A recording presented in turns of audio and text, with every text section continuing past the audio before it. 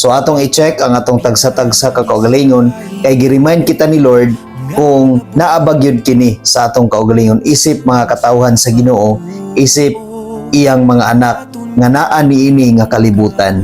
Atong basahon sa Galatians 5 verse 22. But the fruit of Spirit is love, joy, peace, long-suffering, kindness, goodness, and faithfulness. Kumusta ang atong kaugalingon igsuon? Naaba kini kanato? Naaba kini sa atong kaugalingon? Kani nga verse igsuon pag-remind din ni Lord. Tungod kay mao kini gitudlo sa Holy Spirit ni Lord. Unsa man ang Holy Spirit ni Lord? Ang Holy Spirit ni Lord mao kana ang iyang power.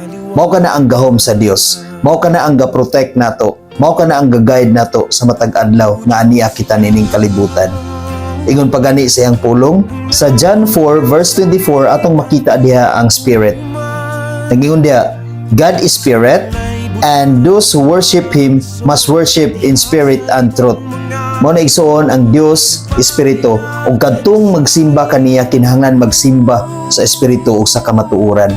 Mao na ang work sa Holy Spirit sa atong kinabuhi igsuon. Ang Espiritu mao kana ang Dios. Mao na igsuon nga kung naa na nato ang Holy Spirit ni Lord, kinahanglan nga naa na pud nato katong verse kaganihang nga akong gibasa diha sa Galatians 5 verse 22. Nag-ingon dito nga ang Espiritu naghatag og gugma. Kinahanglan nga naa kana kanato. Aduna kitay gugma sa atong isig katao. Aduna kitay kalipay, pailob, kaluoy, kaayo ug pagka matinud-anon. Mao kanay gusto sa Holy Spirit igsuon nga atong buhaton sa atong kaugalingon, sa atong tagsa-tagsa ka kaugalingon. Mao na igsuon atong i-check ang atong tagsa-tagsa ka kaugalingon kung kana nga mga reminders sa Ginoo igsuon kung naa ba kanato. Kung naa ba sa atong kaugalingon, kung ato ba kanang gikinabuhi, kung ato ba kanang gi-apply sa atong matag adlaw-adlaw nga ania kita nini nga kalibutan, samtang ania pa kita nini nga kalibutan. Ato gayud kanang i-check tungod kay mao kanay gusto ni Lord nga atong batunan sa atong tagsa-tagsa ka kaugalingon.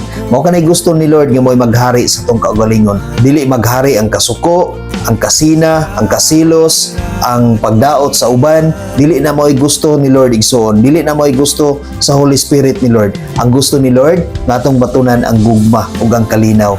Matigbabaw gayud sa kanunay ang pagsinabtanay, ang gugma ug ang respeto sa usag-usa igsoon. Mao nay gusto sa Holy Spirit nga atong batunan sa matag adlaw. Tungod kay ingon siya sa Galatians 5 verse 25, if we live in spirit, let us walk in the spirit. Mao na igsuon nga ang Espiritu sa Dios, ang Holy Spirit sa Dios, mao kani naghatag kanatong kinabuhi. Mao walay rason nga dili nato siya paharion sa atong kinabuhi. Atong ikinabuhi ang Dios sa matag adlaw.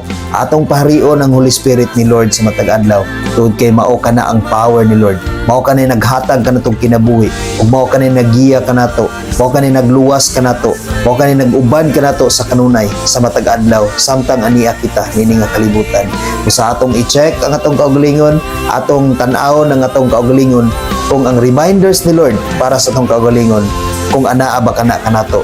Kung wala, atong paningkamutan nga atong mabatunan ang gusto ni Lord nga mahitabo sa atong kinabuhi.